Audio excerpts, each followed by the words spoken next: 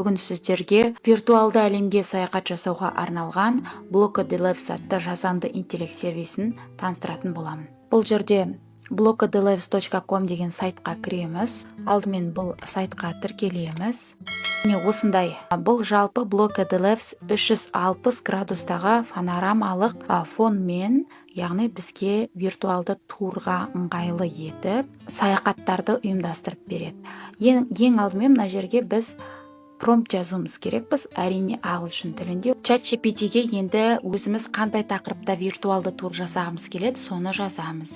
Мысалы, мен жаздым: виртуалды мектеп туры, мектептің дәлізі, сыныптар, информатика кабинеті сияқты жерлердің 360 турын жаса, әр нүктеде ақпараттық белгілер орналастыру, мұғалімдер, кабинеттер жетістіктері осы 360 градустағы виртуалды әлемді құрастырып беретін промпт керек деймін. Генерациялауға жіберемін.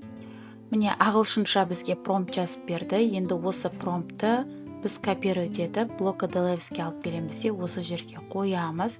Содан кейін осы жерден стильді таңдасаңыз болады, реалистичный деген сияқты да, немесе осы жерден бірден генерейт батырмасын басамыз.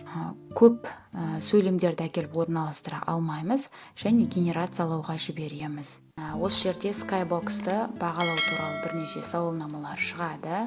Қазір біздің виртуалды турымыз дайындалу үстінде, кішкене күтетін боламыз. Міне бізге 1 минутқа жетпейтін, тіпті аздаған секундтардың ішінде біздің жасалған виртуалды турымыз дайын болды. Енді оқушылармен бірге осы виртуалды турды бірге саяхаттауға болады.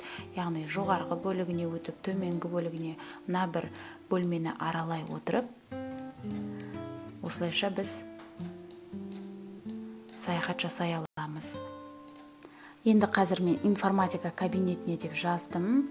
Тағы да мен осы жерге промпт қойып көремін.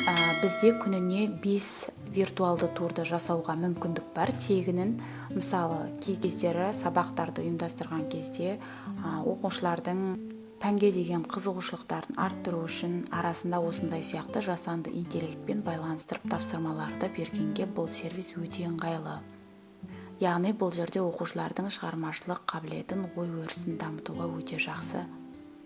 Информатика кабинетіне жасалынған виртуалды турымыз дайын болды. Енді қарап көрейік, осындай жақындатып, мышканың көмегімен әрі бері жоғарыға төмен етіп виртуалды тур жасауға болады.